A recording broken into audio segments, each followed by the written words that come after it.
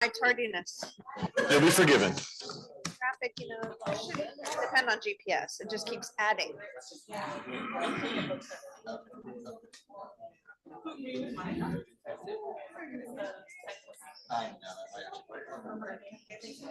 was like an hour and 10.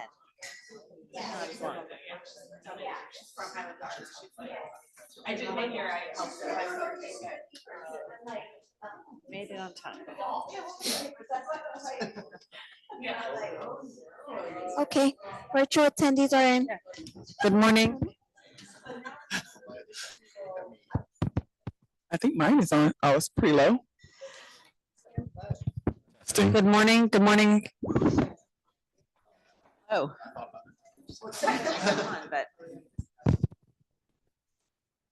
Testing.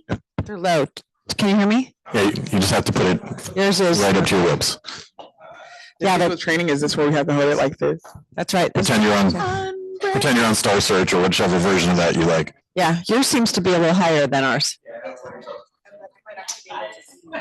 Testing. Testing. Testing. Oh yeah, that's better. Better. Come on. Testing. I drew a blank. Okay.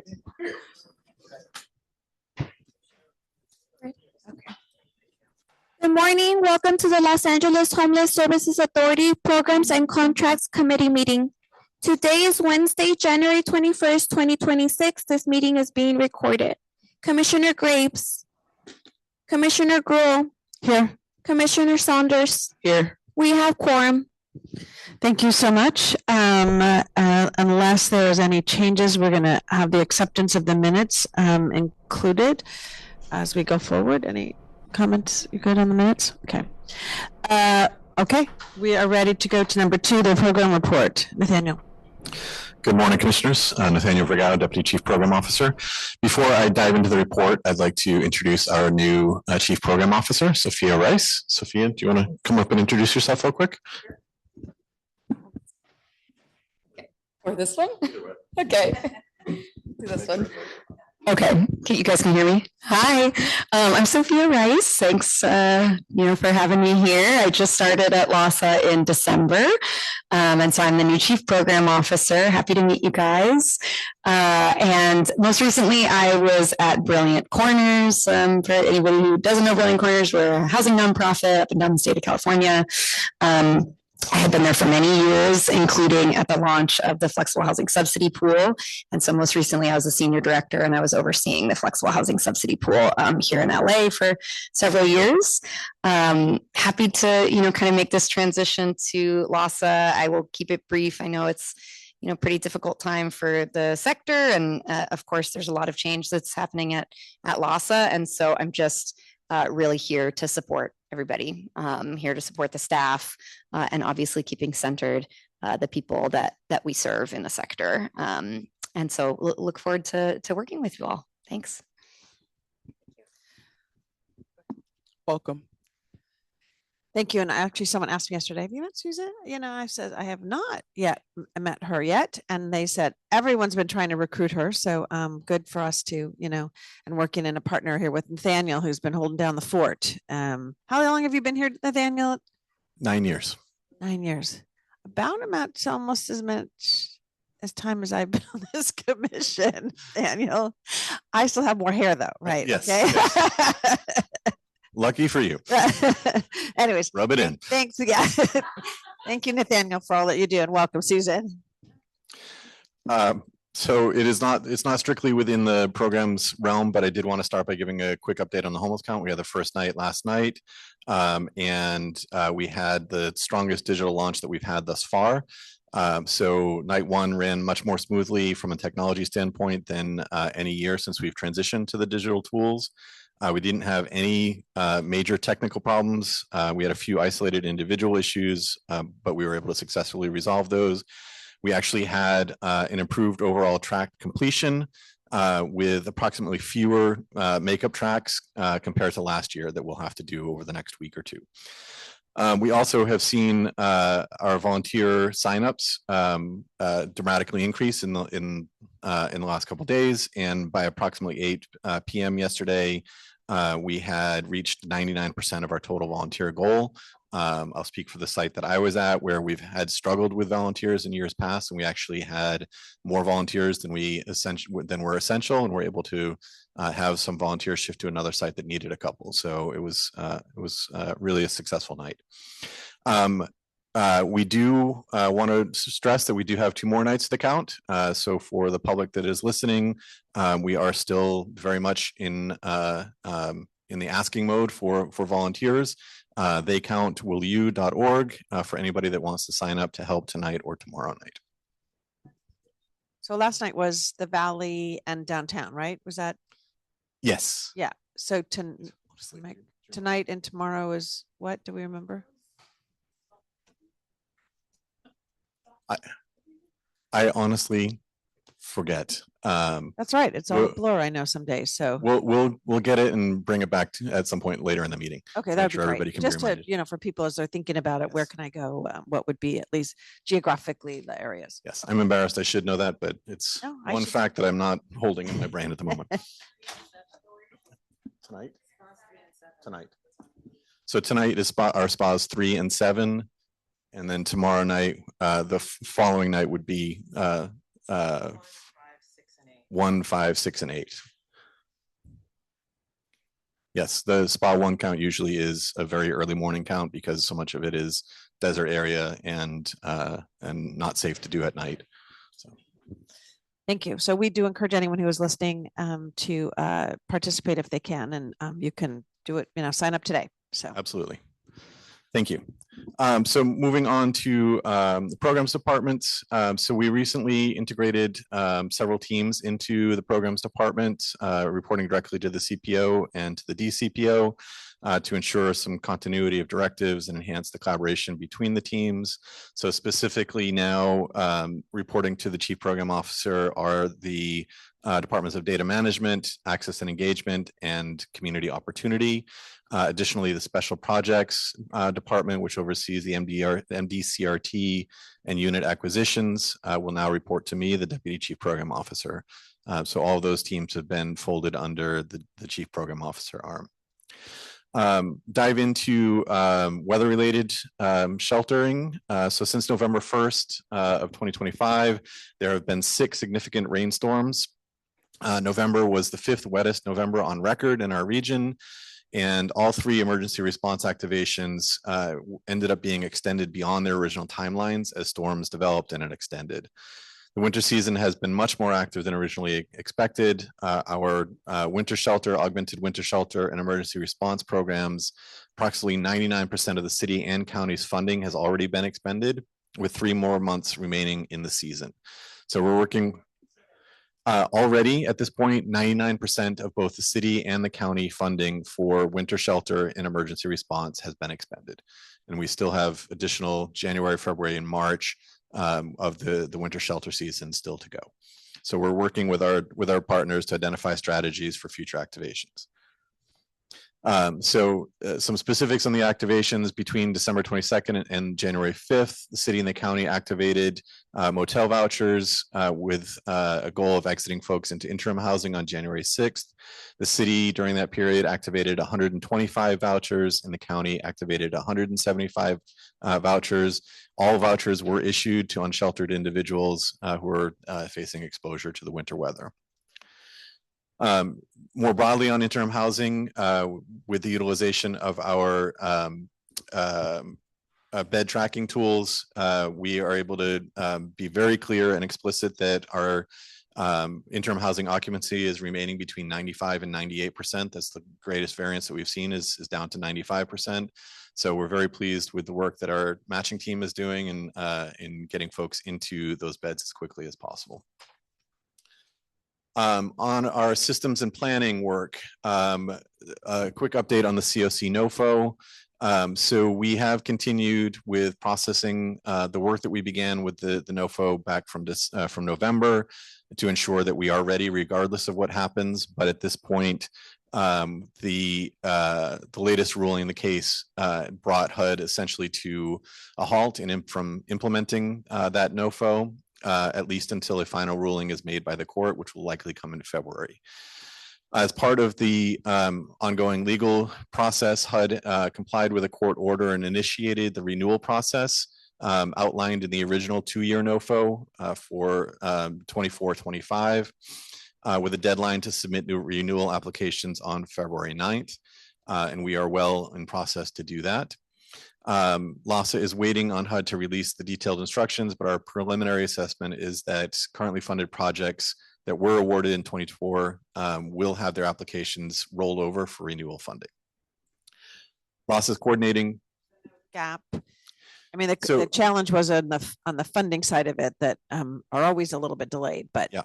So as of right now, there's a dual process happening where HUD is following the course directive and implementing a process for renewals while the court continues to hear the case. If HUD wins, they have been expressly clear that they intend to move forward with the revised NOFO that was released in December, which is why we can have, we continued the work that we did for the initial NOFO from November.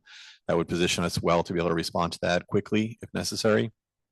So there's the dual process of working on processing renewals while the court continues. If HUD wins in the legal arguments, they do intend to proceed. So there is still some uncertainty in terms of funding for this fiscal year. However, on a third note, we did receive word that in Congress, they've put forward language in the budget process that would require HUD to process renewals for this year, as well as put a cap of 60% on tier 1 renewals for a NOFO for next year. So this was 30, yes. Okay, Jess will give a much more explicit update later, but sorry to steal your thunder. So we are coordinating meetings with agencies that might be impacted if funding does end up being impacted, so that we can understand their capacity and risk tolerance for operating projects that may or may not be fully covered by HUD funding pending the court's final renewal.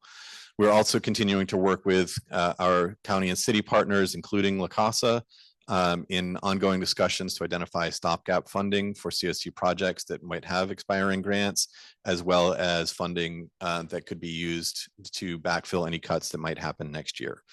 So we hope to have much more concrete information to share with you all and the public by the end of this month.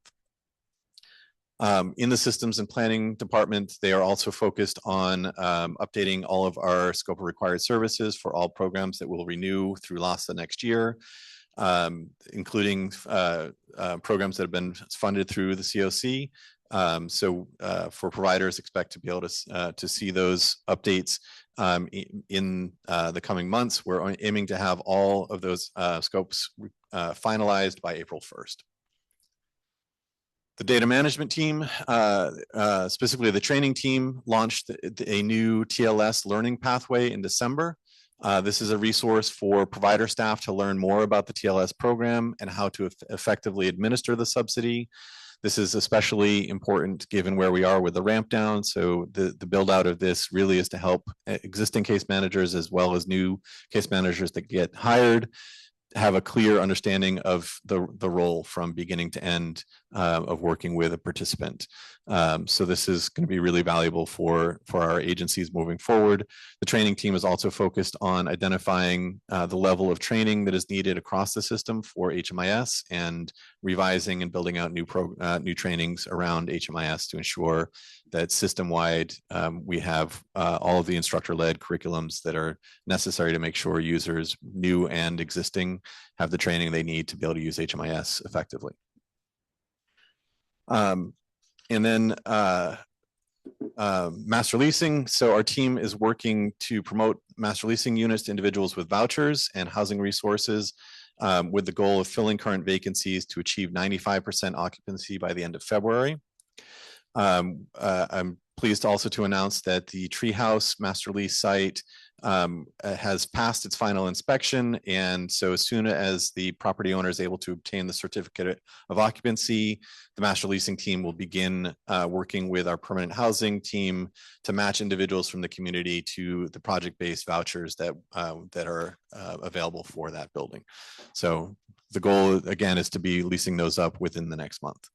And how many buildings do we have that are master lease now? Do you know? If you don't know, you can get back to me, but I'm just curious. I don't know that total either. Okay. I apologize.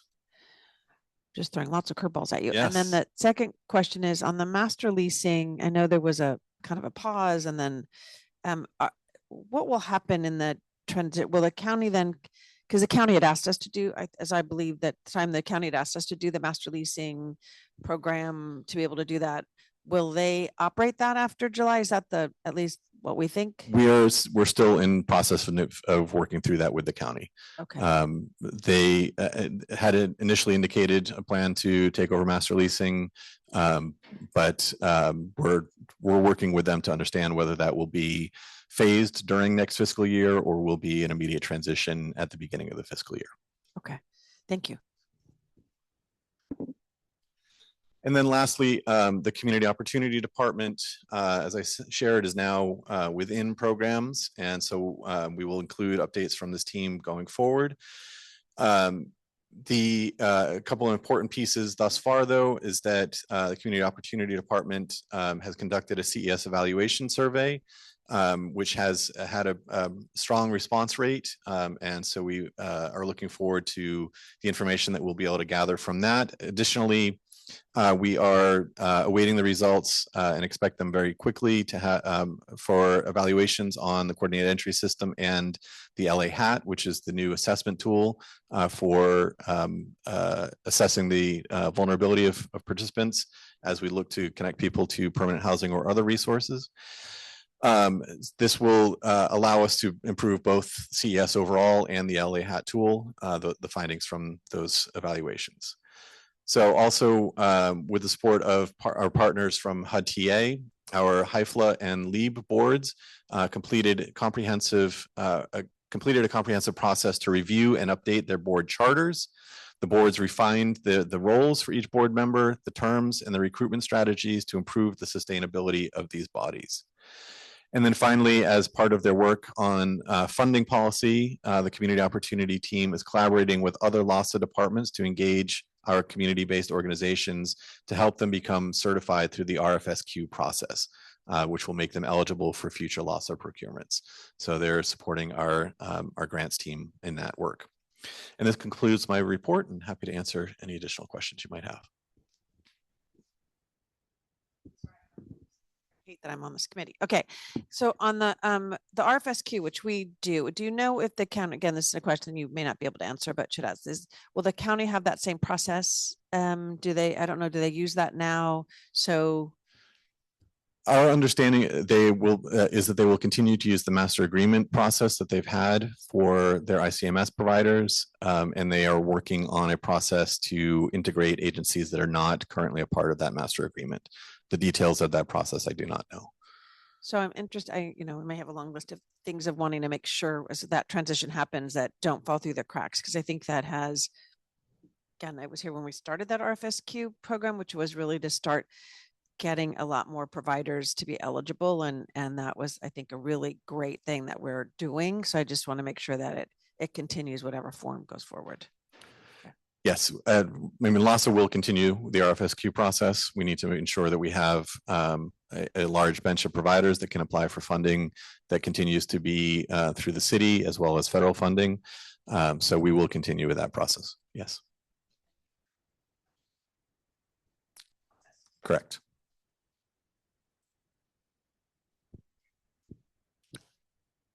Thank you.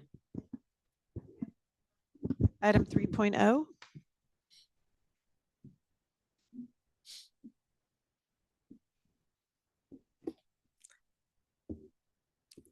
Good morning, commissioners, LAHSA colleagues and members of the public. My name is Abigail Prof. My pronouns are she, hers, and I'm the Director of Funding and Procurement and Allocations here at LAHSA, here to present item number 3. Item number 3 is requesting committee's approval to enter into agreements with funders in fiscal year 25-26. I'm happy to walk through those items or answer any initial questions. So there are 2 items for funder agreements put forward here. They are both amendments. The first is to increase our city HAP funder agreement between LAHD and LASA for $1,318,215 for a total of $397,451,216 to support allocations for interim housing, safe parking, and road map outreach, primarily to close out fiscal year 24-25 funding. The second is an increase to our city general fund Inside Safe program funder agreement between LAHD and LASA for $31,897,590 $590 for a total of $318,747,324. This increase particularly supports allocations for quarter 3 and 4 for allocations for Inside Safe this year for service providers.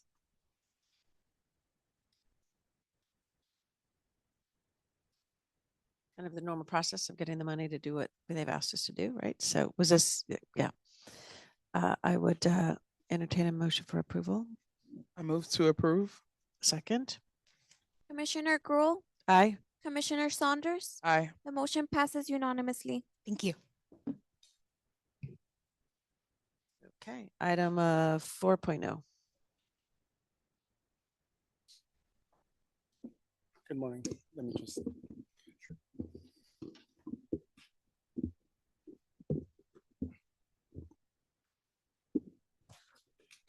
Good morning, commissioners and the public who may be joining virtually and LASA staff. My name is Alejandro Gomez Palma. I am the Director of Contract Performance and Compliance. I would note that this is a new department that is a result of the restructuring undertaken by LASA in November, which combined grants management and compliance and the contracting function for providers, vendors, and contractors. That's why we're here presenting along with our other colleagues for the first time. You haven't seen our department here before.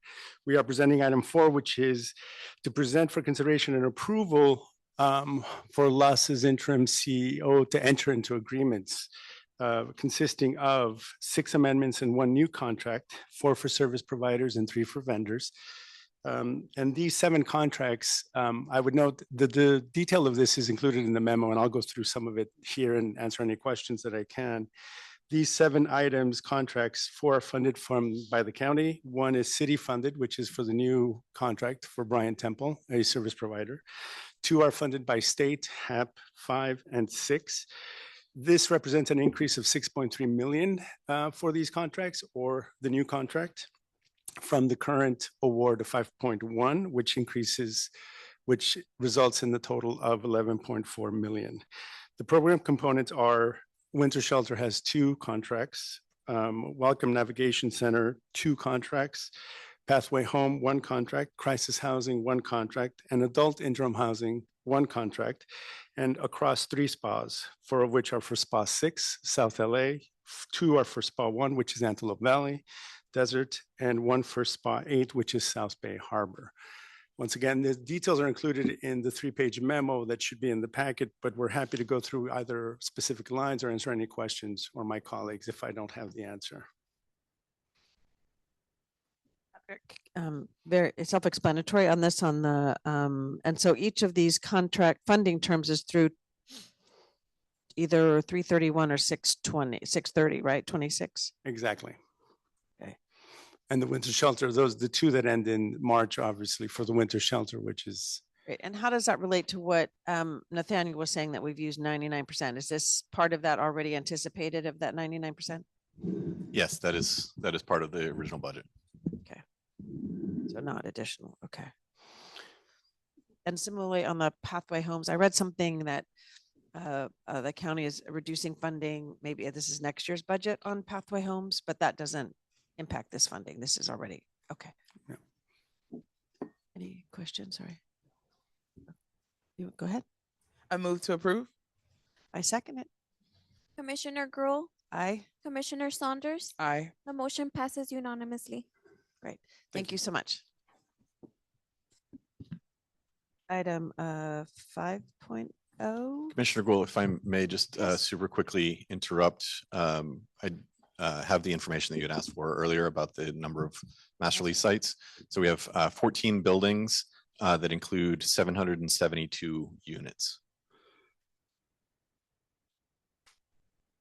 And 10 of those units are for managers, so that's 762 participants that can be housed.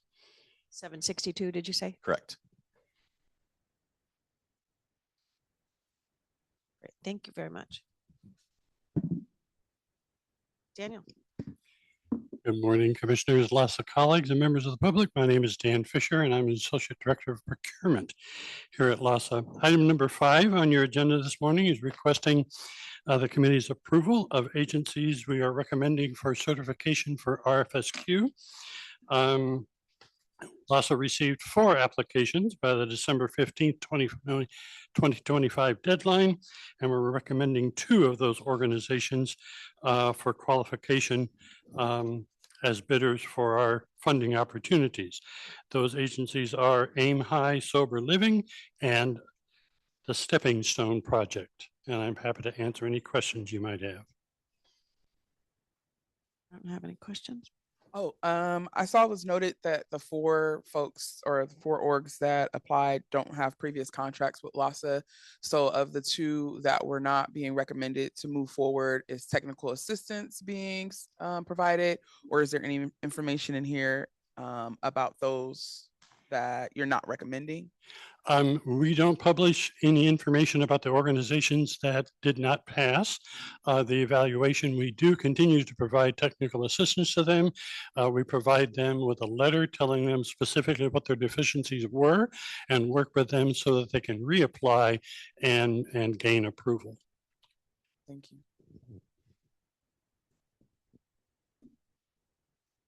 I move to approve. Second. Commissioner Gruhl, Aye. Commissioner Saunders. Aye. The motion passes unanimously. Thank you. Thank you, Daniel. Item 6.0. That's also you, Daniel.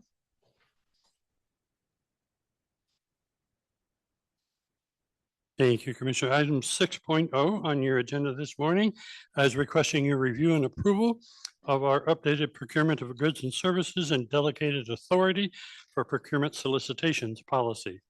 Last fall, the federal government updated the thresholds in the uniform guidance, and this updated procurement policy lists the required methodologies that must be used to procure goods and services for LAHSA's internal business, as well as our housing and services that are awarded to our subrecipients. It updates the cost category thresholds with uniform administrative requirements, cost principles, and audit requirements for federal awards, more commonly known as the uniform guidance. It imposes stricter methodologies for micro and small purchases than is required in the uniform guidance. And also, as we are requesting that the Commission grant delegated authority for LAHSA's CEO or designee to release procurement solicitations up to the simplified acquisition limit in the uniform guidance of $350,000. Next slide, please. So these are the updated cost category thresholds. The micro purchase went from 10,000 up to 15,000 or less, and the small purchase went from 10,001 to 250,000 to $15,001 to 350,000. Sealed bids, which are usually only used for construction contracts, went up to over to 350,000, and competitive proposals requiring a formal procurement are any of those worth more than $350,000. Next slide, please. This represents the change that we are recommending in the methodology for micro and small purchases under the uniform guidance. For small purchases, there are no price or rate quotes required. We are requiring that staff use a 3-quote bid process to ensure transparency and consistency of documentation. And the same is required for small purchases, which would be $15,001 to up to $350,000. Next slide. We're recommending these changes to the policy to enhance and support our operational efficiency in the procurement of consultants and vendors to support our internal business operations and the program design, implementation, and operational support for housing and supportive services for persons experiencing homelessness. All procurement solicitations released under the CEO delegated authority will be reported back to this committee at the next regular meeting of the committee. Award recommendations and any appeals resulting from the solicitations released under CEO delegated authority will be approved by the CEO and also reported at the next regular meeting of the committee. I would point out that the majority of LAHSA's funding opportunities for housing and service programs are well over the delegated authority limit of $350,000 and will continue to be brought to programs and contract committee to be approved for release. Next slide. I'm So happy the to changes answer any there, yeah, questions. changes there, it was $500,000 threshold, correct? And it went to 350. So the $500,000 threshold is different. The $500,000 threshold is delegated authority for our CEO to enter into contracts up to $500,000. This policy is specifically about the release and approval of procurement solicitations, which mostly will be for vendors and consultants up to the $350,000 limit. Okay, thank you for that clarification because it said service providers and that was where I was a little confused at the 350. Okay. Any questions? Yep. So tall. Deputy Janine Lim, Deputy CFO, I do want to make a clarification that for vendors, we are seeking to for the authority to release an RFP under $100,000 and for service providers at the threshold of $350,000. So I just want to make that clear. Can we go back to the slide? The slide right before this? Nope, the next one. This one right here. So I just want the next one. I just want to make that clear. So we already come to commission for approval for entering into agreements for over $100,000 for vendors. So we're just making it clear that we want to seek the approval to release and approve any vendors that come out of an RFP under $100,000. Okay. Janine Trejo, CFO, the $100,000 limit is already within the CEO's delegated authority for signing contracts. This is specific to and to clarify the policy for procurements. The CFR 200 does not require a procurement for anything under 350,000, but this gives LAHSA the flexibility to be more stringent and do more due diligence in releasing an RFP for a smaller amount. So LAHSA has the delegated authority to just seek 3 bids without releasing an actual RFP under the 350,000. If the contract for vendors is 100,000 or more, that has to come to commission. If it's under it, that's within the CEO's delegated authority already. The service provider contracts, anything under 500,000 is within the CEO's delegated authority to sign off on. Over that is with the commission. So right now, we just want to codify and clarify the process for procurements that gives LAHSA more flexibility to actually release procurements, which the CFR does not require for under the 350,000, so that this way we can do these open bids and have a fair and competitive process even for small purchases. Got it. So it's really the difference between procurement and contracts on that. Okay. Just thank you for that clarification. I move to approve. A second? Commissioner Gruhl, Aye. Commissioner Saunders. Aye. The motion passes unanimously. Thank you so much. Item 7.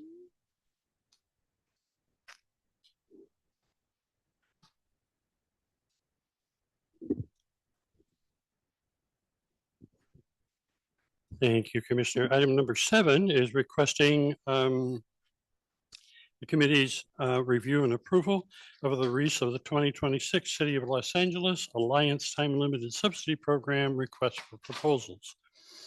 Slide. The objective of the RFP is to procure experienced time-limited subsidy service providers to implement a redesigned TLS services program providing intensive case management, employment development support, and housing stabilization services supporting 2,000 permanent housing placements by June 30th, 2027 to fulfill the City of Los Angeles obligations under the Alliance settlement. Next slide. The City TLS program will support 3 pathways to permanent housing based upon the assessed needs of participants. The first is a bridge to independent housing for those who can build income and will be able to sustain permanent housing on their own by the completion of the program. The second is a bridge to long-term affordable or subsidized housing for those expected to be limited to a fixed income, or a bridge to permanent supportive housing for those who need intensive health services and permanent rental assistance. Next slide, please. The eligible proposers to this RFP are organizations that have demonstrated experience providing TLS supportive services to individuals and families experiencing homelessness. And those would include government agencies, Indian tribes, or tribally designated housing entities, and nonprofit organizations that are certified as qualified bidders for City of Los Angeles general funds. Right. So LAHSA worked in concert with city staff and the city's consultant on the redesigned program. While we anticipated receiving approximately 29 million for the program, we just became aware of a report from the city administrator's office that is supposed to go to the H&H committee today, and the report is not recommending the funding to support the redesign of the program that was proposed. And so what is being recommended to the committee today is 14.8 million coming to LAHSA for the supportive services for providers and for LAHSA administrative funding. The funding Is that what the CAO is recommending today in H&H? Is that 14 million? And what's the difference between what we expected at the 29 million versus the 14?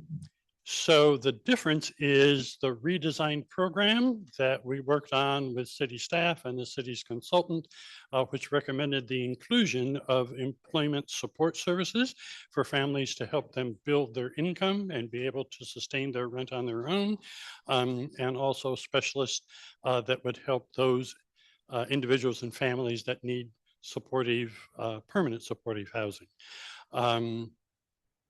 The slot cost recommended in the CAO's report is basically $150 more than the current slot cost for TLS.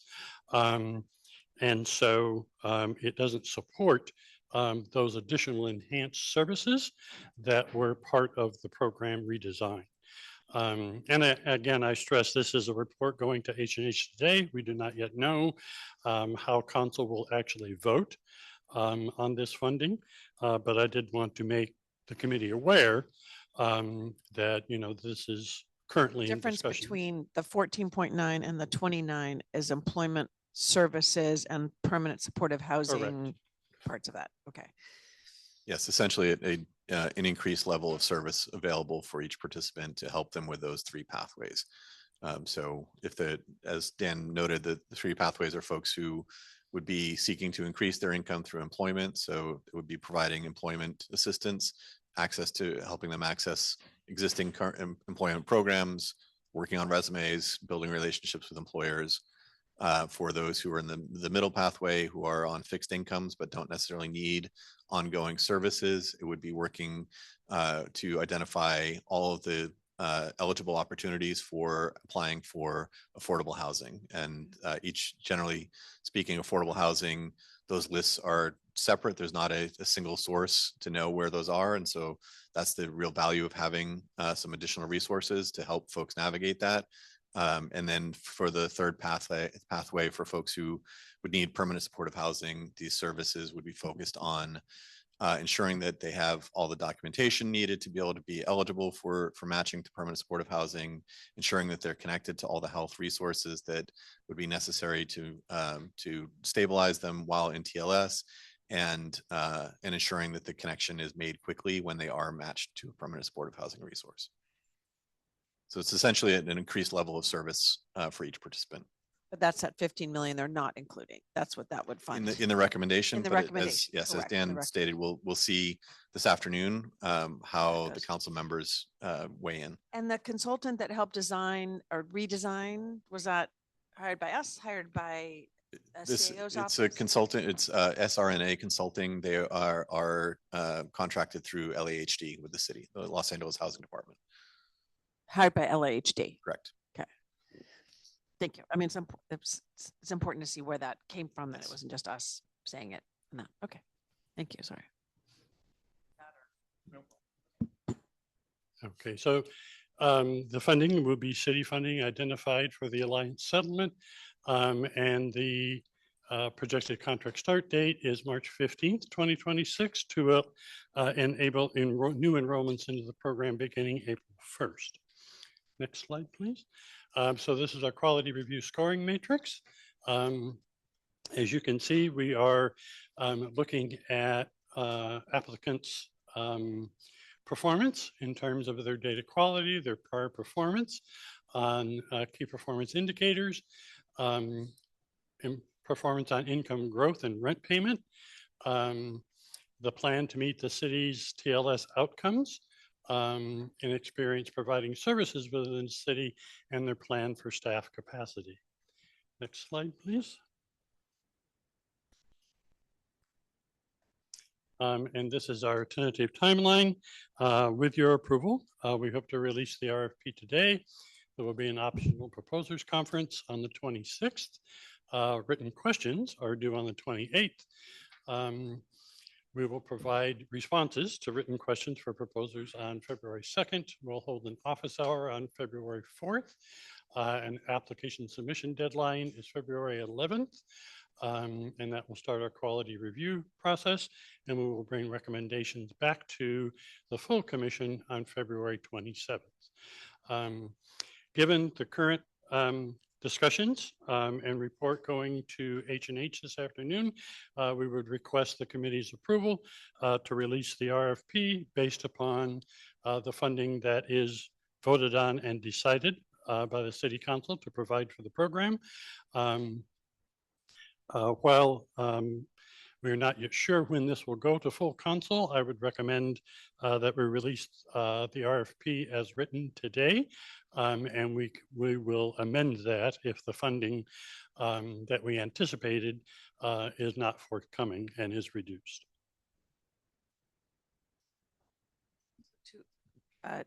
Well, I think if we release it as it is, there should be some, clarification asterisk that says we're still waiting council approval, whatever that may be. Also would want to make sure that since it is a program that the city is funding, that we were releasing for them in essence. Correct. Let them know that this is the way we plan on going. And if there's a red flag that they say, no, we only want you to go with what our report recommend, whatever you hear today, I think is important. And it is whoever is going to present to the committee can indicate what the adoption was today, with the understanding that if the committee or the CAO says hold back or do something differently, that we would want to take that into consideration and could, I know this doesn't go to the full commission on Friday. It's just done in the programs committee. So I think for me, the instructions would be to consult with the city on the plans that we have. And if there's some, huge challenge, I would think, and I've looked to Eileen on this, that we would, if for some reason today there's something that happens, that you could have in essence an emergency an item, the special agenda item on Friday that you could notice tomorrow morning if there was something that was so dramatic that we would need to have further consideration on that, because it came up prior to it was timing and emergency. however the attorneys would describe that, but okay. Is that all right with you all? Sound good? Okay. I'm just curious, what was the reasoning behind the them not wanting to fund those services? Was there anything that they highlighted why they thought that was better to reduce the? My understanding is that it is, I mean, the city is facing significant budgetary challenges. So my understanding is that it is primarily a budgetary decision in terms of the recommendation from CAO. But we will see this afternoon when there's conversation as the CAO presents their report to the city council members on the Housing and Homelessness Committee. There was a conversation about the possible rates at the Homeless Strategy Committee last week. And there appeared to be general support for a higher level of services. But as I shared, the city is facing significant budgetary challenges. And so that may be essentially speculation, but my speculation would be that it is a budgetary decision. Got it. And then the slots have to be placed by June 30th, 2027. Folks have to be using them by that date, right? Yes. So we've worked with the city on a ramp up schedule that would allow us to be at full occupancy of all 2,000 slots for the June 2027 date. And the ramp up schedule, that would include the recommendation for those services to support.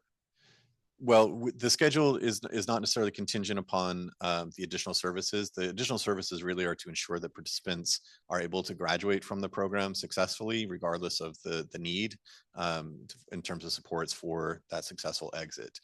The ramp up schedule shouldn't be dramatically impacted by that change in model. It might have an impact, however, on how many participants are able to exit the program successfully, moving on to either independently self-supported rent or permanent supportive housing or affordable housing in the course of the 24 months of assistance. Thank you.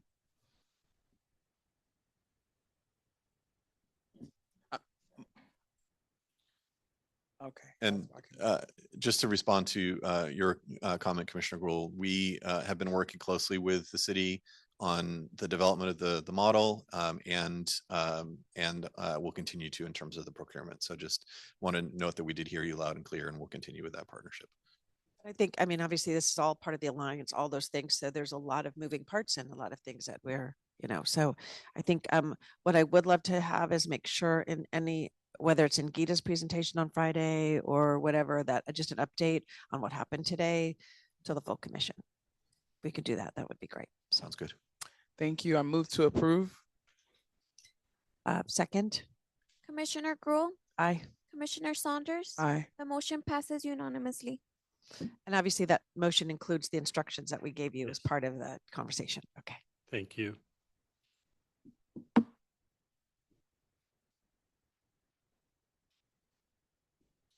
Next item. So the next item is there had been a request for a report on the budget for the LA HAT, the translation and consultancy on the housing assistance tool. And so there was a written report produced by Kim Farnham, our acting director of systems and planning. And so it's just a receive and file.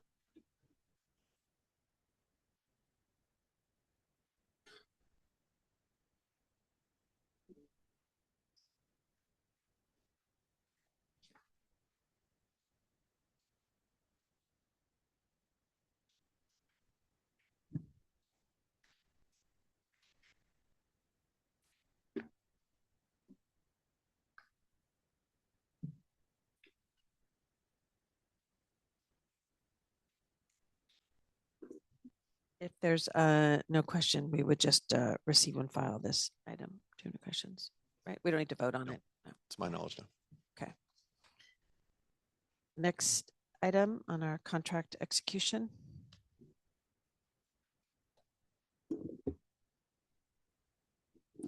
Janine Lim, Deputy CFO. I will be providing an update on our contract status. Next slide, please. We are currently at 100% of our city contracts executed. Yay, let's celebrate that. I do want to lift up and highlight the efforts of our team who put in a tremendous effort to go through this reorg, learn new roles, step into new leadership positions. The people that presented earlier today, Abigail and Alejandro, this couldn't have been possible without their swift support and adaptability here. A quick, and we're really happy because this is great, and I know what a challenge it's been. I would just say, as we now have done this, as we look forward, again, there's a lot of uncertainty, but what lessons learned as to ensure, and I know that it is a shared responsibility, city, county, and LAHSA, as to get these out, as knowing the city process more astutely than I do the others, but that it takes them time to get to us. So there's a little bit of both, but I would hope that with the new unit and what you're doing, that really coming back to say, whatever contracts we're going to have next year with the city and or the county, how do we get it as quickly as possible? So that's my always lessons learned for the next time. So we can do 100%, but I would say, the budgets are approved in May and that, it's supposed to be July 1, but I know it's normally at least 3 months after that before the city comes and says, okay, we're ready to give you that money. So that would be my only thing, is how do we have parallel tracks? So Sure. And we're working very, very closely with LAHD and Sarah Solon's team to work on these timelines and make sure that we know as much as we do up front and do as much prep as we possibly can until we get that green light and we get the funder agreement in our hands. So we definitely learned some lessons.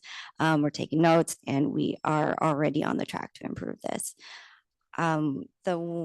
So on the county side, we are at 95%. The remaining 5% have to do with insurance requirements. Most of those contracts are small discretionary grants, which were granted to small organizations for whom the insurance requirements present a particular financial burden. So we are working with COHI to get a waiver for those insurance requirements, which is what we need in order to execute those contracts. So until we get that, we can't move forward with those. Contracts of people LAHSA selected, or that the county or county said, okay, we want you to contract with these agencies? That was the county selecting those specific agencies to grant those small discretionary funds to. Okay. These are board office discretionary Yeah. funds. So it's a choice of the board office to Right. contract. So well, I'm saying this is because of the requirements that we have and so forth. That's what we usually utilize. So if the county needs to determine exactly how they're going to do that. All I'm saying is it's not something that we didn't identify to people before they were applying or doing all that. Yes. Just a clarification. And the county holds those insurance requirements. They come from the funder agreement. We're required to pass those down to the service provider. Okay. And do they have a timeline, the county, on when they're going to do that? We are currently working with them. We are going to meet with our council and theirs shortly to see where we can come to an agreement. Okay, great. And I know this is the contract status. I know there's been lots of questions about they get a contract, then the funding distribution. And I don't know if that goes to finance or here, but do we have a similar chart as to funding that has been with the contracts and the funding status? The fund, are you speaking to the disbursement of the funds after Correct. okay. So yeah, that's a really great question. So Two people stood up behind you because they were. I'm gonna just let them go. I know this wasn't part of the agenda here, but I just want to Absolutely. go. I'm not going to move the microphone because it'll be easy. Oh, thank you. Just on that note, so service providers, because the contracting process was so late, that's part of the reason for the restructuring, et cetera. What we have seen is as soon as contracts are executed and active in EGMS, which is a grant portal, service providers have been submitting invoices either that day or within the following 3 or 5 days. So now it's just a matter of processing the invoices, and we received a large sum of invoices in December because everyone was catching up for the prior months.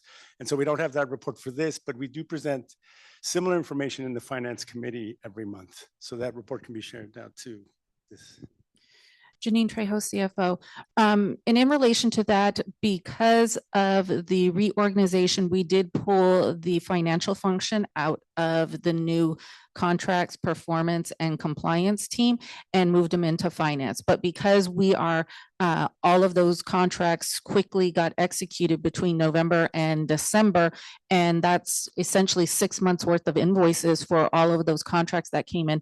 There, we did report that there is a backlog, but what we have done is we have pivoted 4 people from the existing contracts, performance, and compliance team that has experience with the invoicing to assist with getting caught up. And we're pulling in an additional 4 resources to help with the backlog of invoices that it was an influx of them. And that is in response to getting the contracts executed. So we have a plan that where we're pivoting people to support in this interim to then get us caught up. And then we should be able to continue with the standard process.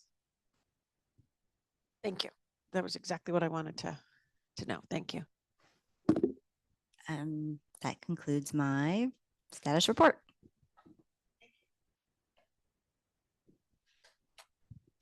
We are now on item 10.0.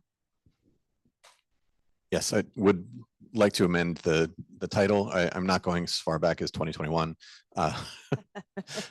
So I am going to provide some allocation information around funding for TLS for the last couple of years in response to some questions that had come up in prior reports about the ramp down. So if we can just go to the next slide. And it's yes, I apologize. Initially, the plan had been to provide a verbal update on where we are with our ramp down, but in response to your questions, I decided late to put together some slides to ensure that we could address the questions that you've had in prior committee. So the funding landscape, just to set the stage for everybody. We have seen a significant shift in funding over the last couple of fiscal years, as you can see represented in the graph. I'll get into a little bit more details because the county number is it lumps together both county and state funding that comes through the Department of Public Social Services, but it's all things that are contracted to LAHSA through the county.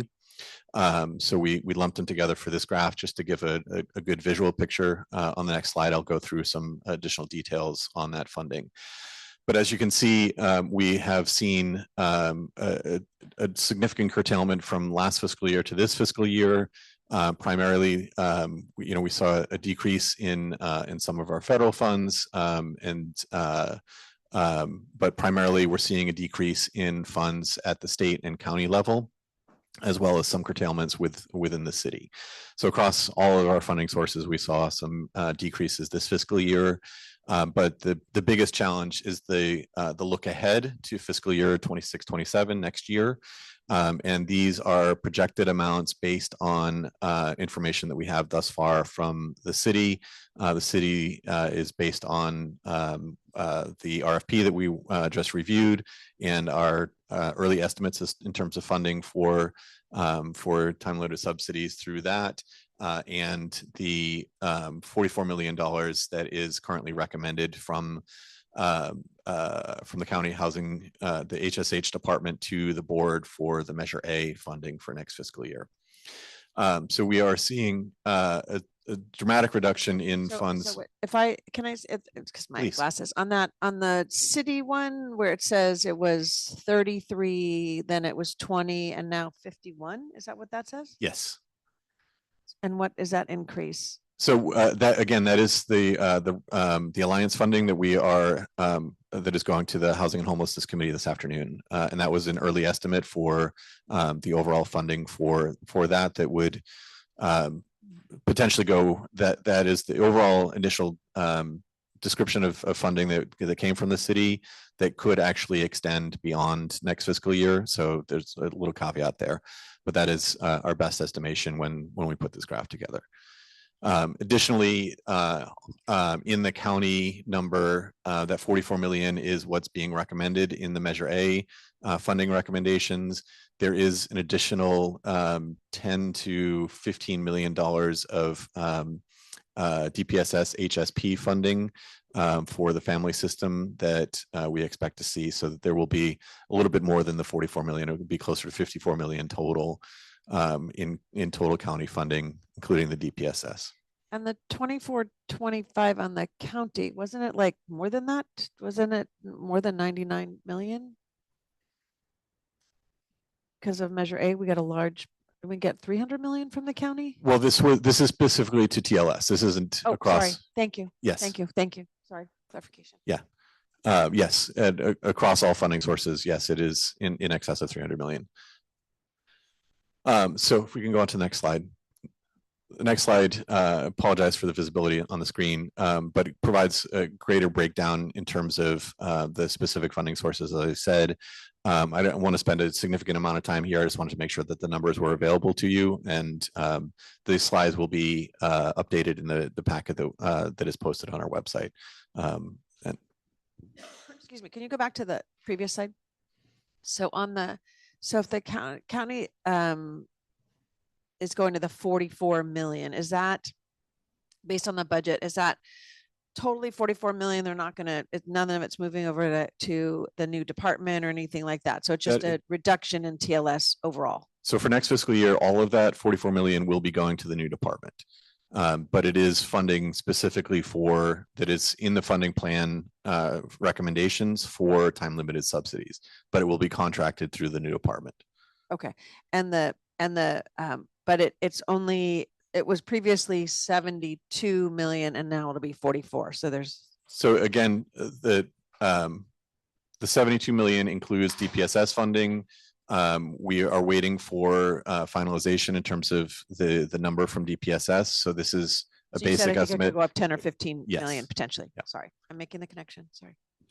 Janine Trejo, CFO. The only thing that I also just want to clarify with the 72.9 million is the reduction that's there that will be seen in the next fiscal year is due to HSP.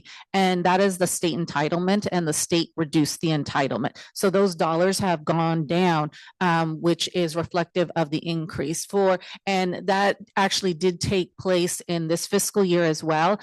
We would have seen a lower number in fiscal year 25-26. However, the county did provide a one-time investment to sustain those slots and to provide a ramp down. So part of what you're seeing in the county line item as well is just a one-time investment that they committed to the system to support families and have a path to exit and work with them.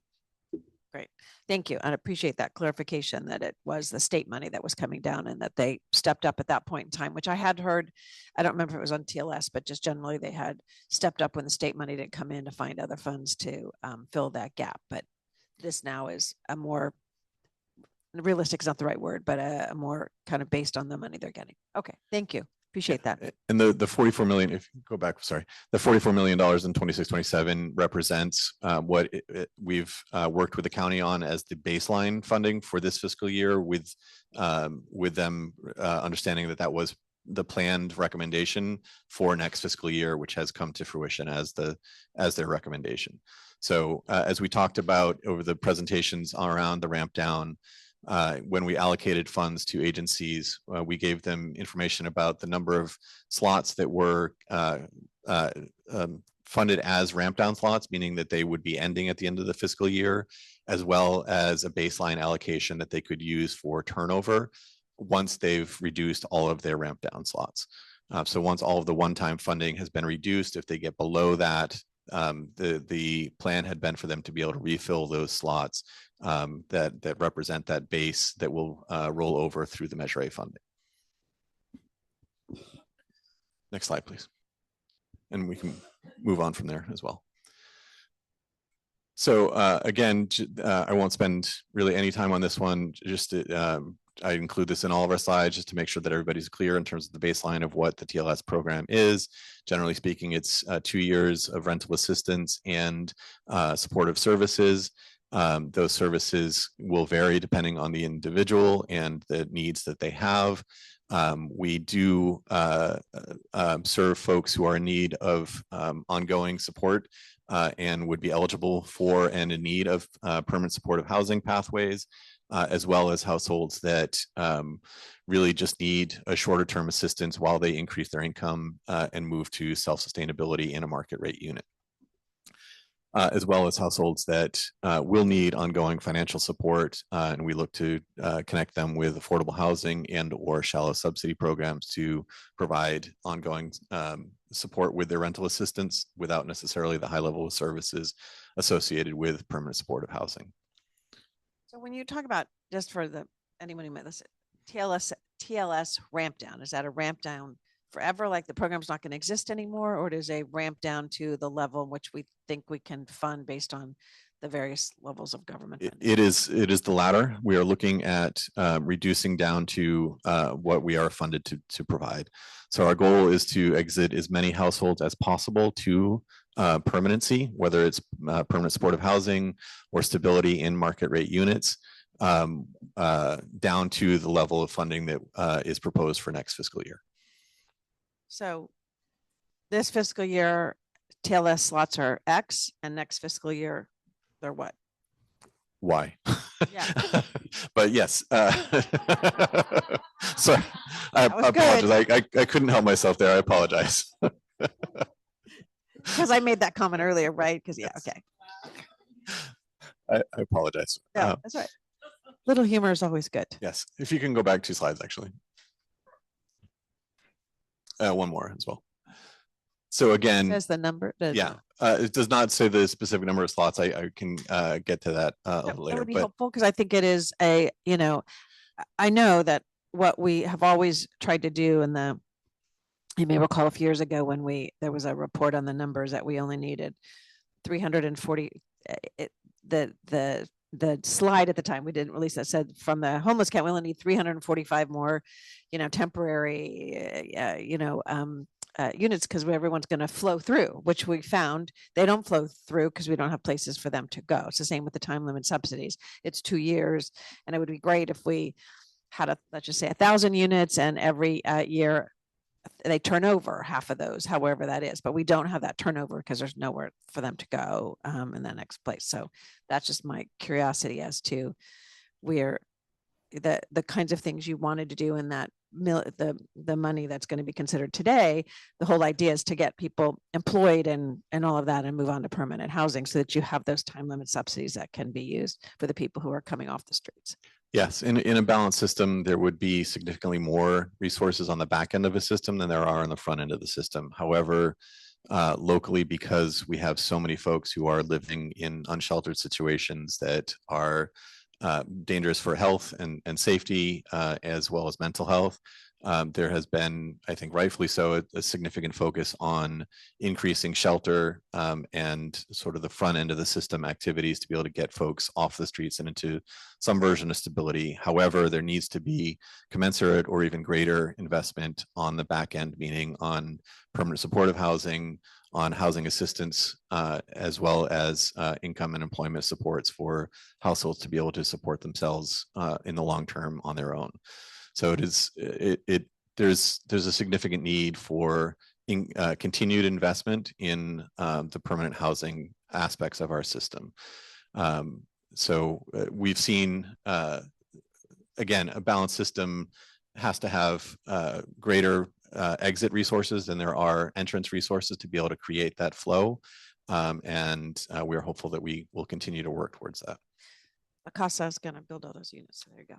That is the hope. That was the whole point of the increase in Measure A, to be able to focus on affordable housing preservation and development. The challenge that we're facing right now are the threats at the federal level and state level in terms of funding that have been essential on the permanent housing development. Okay, so as we've talked about in prior, the goal for this year had been to ramp down essentially 3,500 households in TLS. And again, that is focused on the decrease of funding from this year to next year and the cliff that's created by that. And again, the primary decreases are from the HSP funding from the State Department of Public Social Services and other loss of one-time funding, including a decrease in our HAP allocation from the state to the COC, which has been used to provide additional financial support and increase the number of slots available in prior fiscal years. This has also been brought on by the ending of other one-time sources of funding associated with pandemic era programs that we've seen across the board, that we've seen funding challenges over the last year and continuing into next year. This slide is just again giving everybody a sense of the data that is available to our agencies through our dashboards that help them understand the participants that are in their programs and how they can work with those participants best to be able to move them on to self-sufficiency and or permanent supportive housing. These tables are specifically focused on the number of participants that have been assessed for and are in need of permanent supportive housing. And again, this is just to give everybody a sense of the data. The dashboards include a broad amount of data that will help them, including information about including at the bottom of the provider dashboards, their entire roster of participants, and can sort within that to be able to figure out of those participants who have been assessed and have not, and they can quickly pull a list of participants that need to either have a housing acuity index assessment done or need employment services or other things. Next slide, please. So also a review of some of the guidance that we've given our providers, and this has been developed in concert with our partners, our funding partners, that we are asking providers not to exit people just for the sake of ramp down, that we want to make sure that participants are being exited essentially with a focus on exits to permanency. So either to PSH or self-sufficiency or another version of affordable housing for those households. We did see early on, and we'll see this in a future slide, we did see early on in the fiscal year some agencies sort of quickly exiting folks. And so we saw an increase of exits to unknown destinations. As we reviewed with those agencies, those were primarily households that had not been engaging in services. But we also really focused with our agencies that they should be doing every effort to engage participants and households and not exiting just because of a lack of contact for a month or two when they haven't done everything in their power to ensure that contact and connection. So we have seen a slowing of exits to unknown or unsheltered destinations and increases in exits to permanent housing. If we can go to the next slide.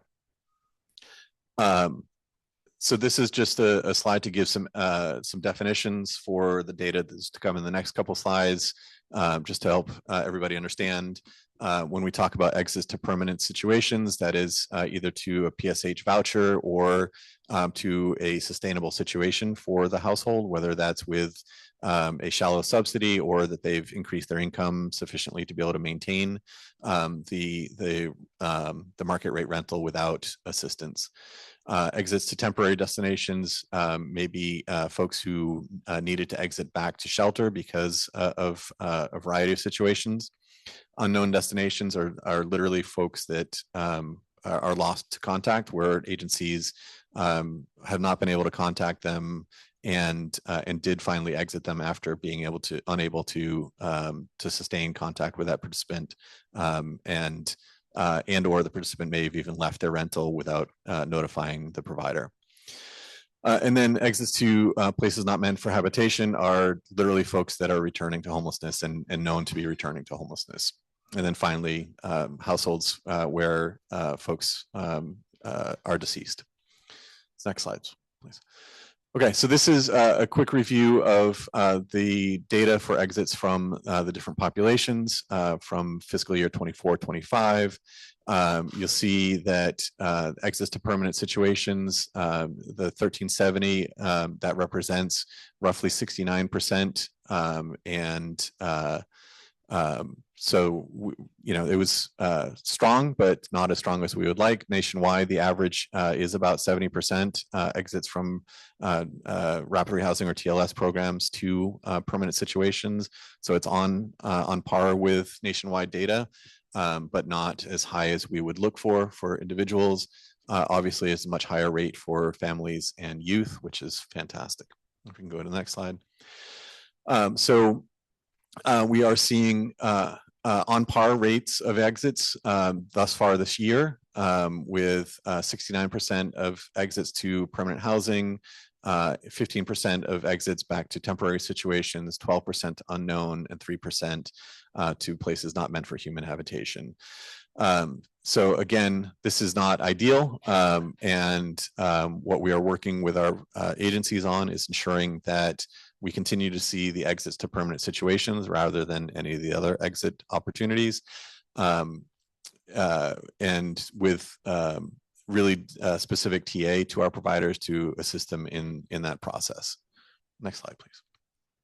So with that, we back in September issued a memo to all of our agencies, and again with assistance from our partners at the city and the county in the development of this memo, the goal being to ensure that as quickly as possible, any household that is linked to a permanent supportive housing opportunity takes advantage of that as quickly as possible, because the goal with time limited subsidies is folks to be able to lease up in their existing apartment with additional assistance, and it's essentially switching the assistance from time limited subsidy to a federal voucher or other longer term resource.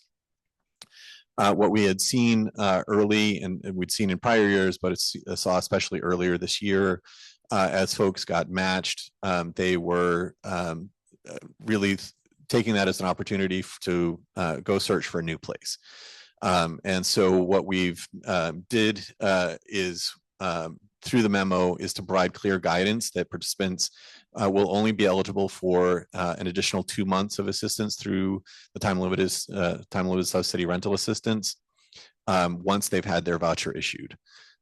So that allows them an opportunity to go through the process of the lease up through the voucher with their existing landlord, and also a short opportunity to do a quick search elsewhere if they so chose. But we want to make sure that we're not cutting folks off immediately, but also giving a sense of urgency for folks to make a decision about their plan, because we can't continue to be essentially funding their assistance through TLS when they have a funding source waiting for them from the federal government.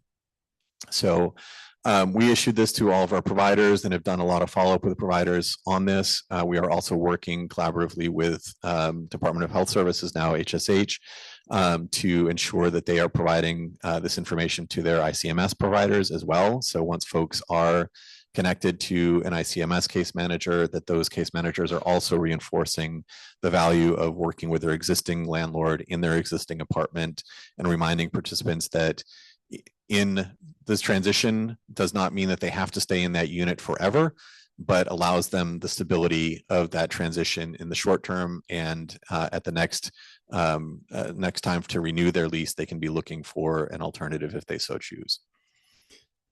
Next slide, please.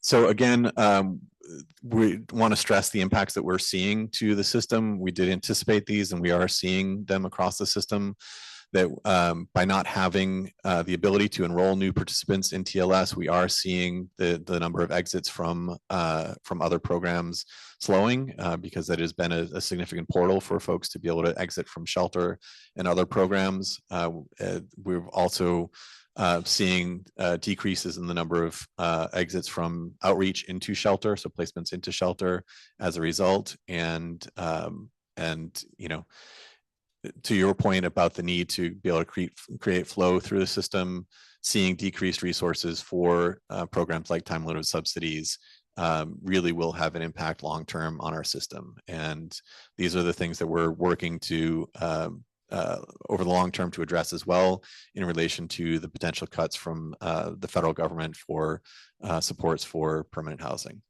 The decreases in funding for permanent housing will stagnate our system. So just a reminder there. And I believe that's it. Data, I think that data will be important. She's put her head up for that, to data, but I think that being able to publicly say some of these things, again, when we will see more individuals on the street, all these things, the more data we can have that demonstrates why and how we got to this point, and even in preparation for what people are going to see is to explain that part of it. So, okay. Any other questions? Okay. I know we're bumping up on the next committee. NOFO, Jessica.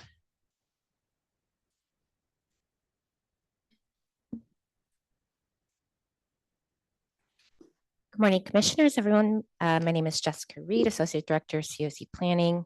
I'm here to elaborate on Nathaniel's comments earlier regarding the status of the NOFO. So just to recap, there are a couple things happening at the same time. So first, there's the ongoing litigation challenging the new NOFO and its iterations that HUD tried to push through in November and December of last year. HUD is currently, through that litigation, barred from enacting or implementing that NOFO. And further, the court has required that they begin to begin the process for renewals following the original 2-year NOFO as approved by Congress in 2024. So that activity is ongoing. HUD has made the tools available for us to begin looking at projects and determining whether or not how much work we have to do in order to meet the February 9th deadline for renewals. However, they have yet to publish the detailed instructions with all the technical detail that we need to make that happen. We're less than 3 weeks away from that deadline. So that is a challenge, and we're looking towards our partners with NAEH and other COCs across the country, just trying to problem solve in this moment. The second piece here that Nathaniel spoke about is the congressional activity right now on appropriations. The good news is that all of the advocacy done over the last several weeks materialized in a bicameral legislation or proposed legislation that would authorize renewals for 2024. There are also explicit deadlines that HUD would have to make if this legislation passes by January 30th in order to ensure that those renewals roll out this year. So the next step is for that to go to a vote in Congress in both houses next week. So we'll be monitoring that.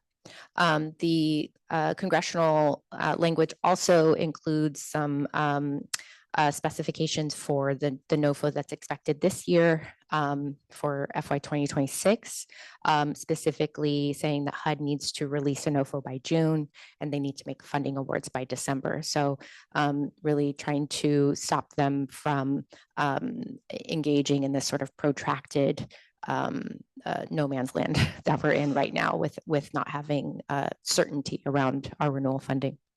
And then, as Nathaniel mentioned too, there is language in there requiring that that tier 1 of renewal funding be set at no less than 60%. The new NOFO from November and December, as a reminder, had set that at 30%.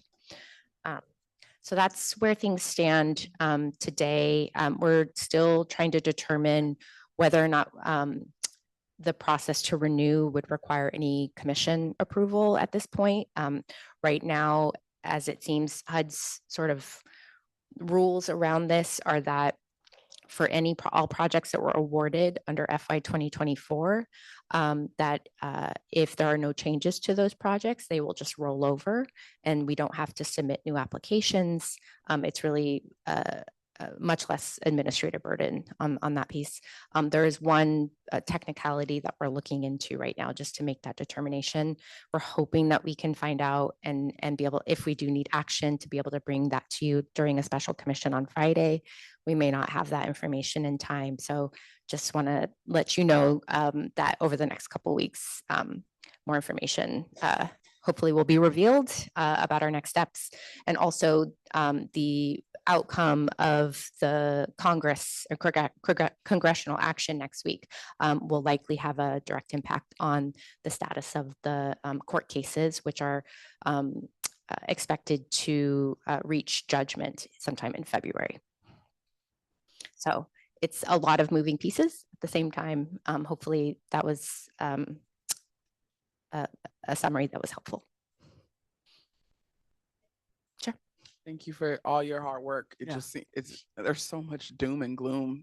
The realities are so horrible that you are on edge to figure out, you know, what's going to come out tomorrow, what's going to come out the next day. And it's like the nervous system for myself is stressed out. So I can only imagine, you know, what you all are doing as staff and, you know, folks that are impacted by all these changes that are happening in real time. And we're really like just waiting. So thank you.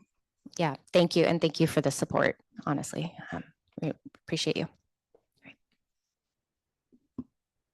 Thank you. Okay, our last item is on the HMIS customer portal.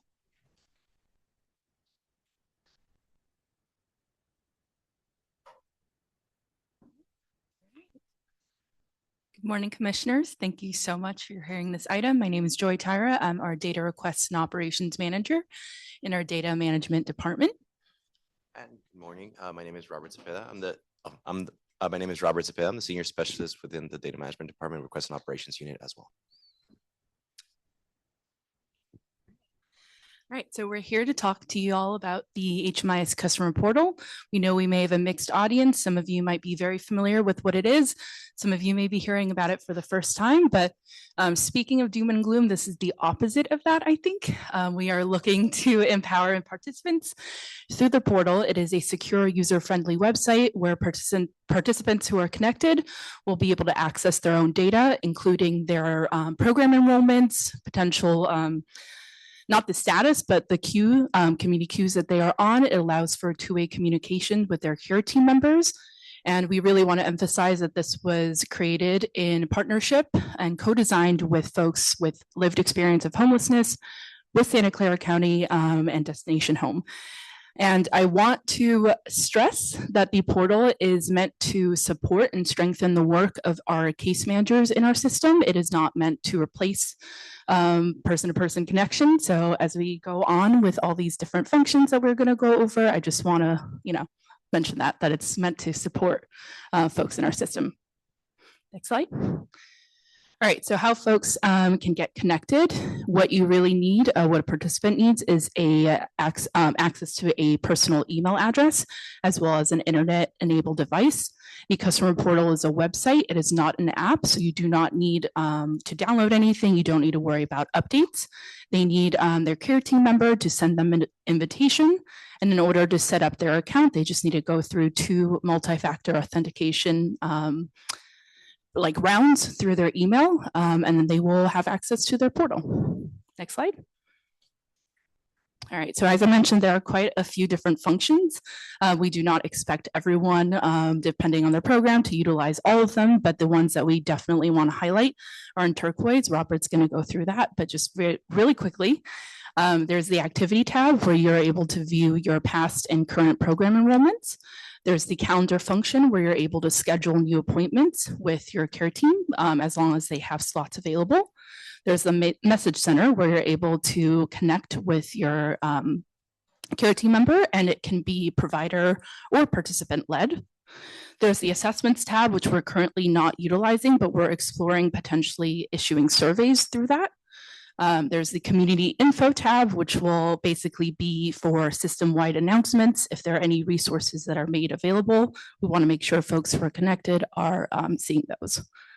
And then the privacy tab is somewhere where participants can manage their release of information. They cannot like revise existing ROIs that they would need to message their care team member about. But next slide. So some of these slides will include GIFs. These are like animated, not animated, but they are going to loop. So if you miss a detail, just hang on for a few seconds. It will come back around. We appreciate you all for accommodating this function. We really want to show you what it's like from the participant's perspective. Yeah, so what you're viewing here right here is actually it's a quick glance at the dashboard of when you log into the customer portal, or rather when the participant logs into the customer portal. As you can see on the right side, you can see the household members for that participant, that as well as the care team members for program enrollments they currently have active in HMIS. You can also see the location map feature that's right there in the bottom. You just get a little bit cut off, and then all the other features that the participant is able to access on the left side of the screen. And then whenever they access any of the features, they can always jump back to the dashboard screen by clicking on the dashboard button there. Next slide, please. And then this little quick GIF actually shows a new feature that was implemented to the customer portal recently. It actually allows participants to reach out to their care team members and send them messages directly by clicking on the care team member's name on the dashboard screen and then typing in their message and then sending the message directly to that member. The care team member will receive the message in their HMIS inbox and will not have any preview message to their general inbox. They will just get a notification that they received the message through the customer portal, and then they'll be able to access that message once they log into HMIS or Clarity that we all know and use today. Now we're actually looking at the documents pane there. So this is actually extremely useful feature for participants to be able to utilize. They can go ahead and upload and access any documents that they've uploaded through the customer portal. Again, this allows them to view and access them at any point in time whenever they log into the customer portal as well. And then we can go to the next slide, please. You can actually see here how a participant can upload a specific document. They can go ahead and categorize that document depending on what it is, whether it's a personal identification or any disability information, any kind of document that's currently able to be categorized in HMIS. Once they go ahead and confirm the type of document that it is and they upload that specific file, it'll be available for them to be able to access through the customer portal, and will also update live through the Files tab in HMIS and Clarity, allowing care team members to also view the document that the participant uploaded through the portal. And again, these are live updates, so as soon as they do this, it will be visible in almost instantaneously on the other provider side of Clarity. Next, we're actually looking at the location feature, which is actually an extremely useful feature for street outreach workers. So participants would actually be able to use it and update their location through the customer portal, which will then get updated live in HMIS and Clarity as well. Go to the next slide, please. So they'll be able to update their location by clicking on the top right. There's a little pin icon there. Once they click on there, they'll be able to enter the address and then update the location. They can add a name to the location as well as add a note that will be visible for care team members to be able to see. If they don't have the exact address of where they're going to be trying to add their location, they can go ahead and click on the map directly as well. This will then drop a pin there. They'll be able to update that location. And again, it will be visible for the providers to be able to see on HMIS. All right, next slide, please. Thank you. No, you're good. Here we're actually looking at the resource directory, which is extremely useful feature that will be accessible for participants as well in the customer portal. Essentially what it is providing them access to what resources are available within their general vicinity. They can go ahead and also use the filter function, and you can actually click on the next slide too. You can actually click on the filter function, which will allow them to narrow down their search, also reduce the amount of pin clutter they have on the map. This will be able to allow them to select what kinds of resources they're looking for, and then also make it easy for them to be able to find those addresses and then access that specific resource to get the resources that they need. Sorry, I jumped the gun there a little bit. But right now we are currently in our beta phase. We started last fall, basically preparing folks and introducing them to the various functions of the portal. We launched in mid-November, basically making sure that folks who are at our participating providers have been trained. We also made sure that they had the correct access in HMIS to be able to start sending invites. Right now, we are in the learning and readiness phase. We're analyzing activity based on the reports we get from our vendor BitFocus. We're looking to collect user feedback through surveys. Right now, we have a low response rate, but we're coming up with various tactics to try and get more engagement. And we're also providing ongoing support through our office hours. We're looking to schedule in-person visits to basically partner with case managers and offer some technical support. Next slide, please. All right, so in preparing for a system-wide rollout, there are quite a few initiatives, like I mentioned, that we're working on. We're really hoping to boost the number of connected participants with the participating staff that we have engaged in the portal. We have the potential to connect up to 1,200 active participants. We are aiming for 500 invites sent before March 15th, and we're hoping to boost the kind of commitment or connection rate. Right now it stands at around 49% to closer to 75%. So we're looking at how folks are potentially missed when invites expire and how we can support case managers in reactivating folks' interest in the portal. Next slide. So successful beta matters because it is going to indicate to us which functions of the portal are going to be the most crucial for system-wide rollout. So we want to make sure that we have the training, we have the materials and resources available for our case managers. And we also want to understand from a lived experience perspective what functions that they find most helpful, and as well as what functions that they would like to see become available through the portal across their housing journey. So the anticipated launch is summer 2026. We do welcome any questions or feedback. We can be reached via Fresh Service, but if you don't have access to that, you can email us at hmisupport@lasat.org. Do you have any questions? No, I don't have any questions.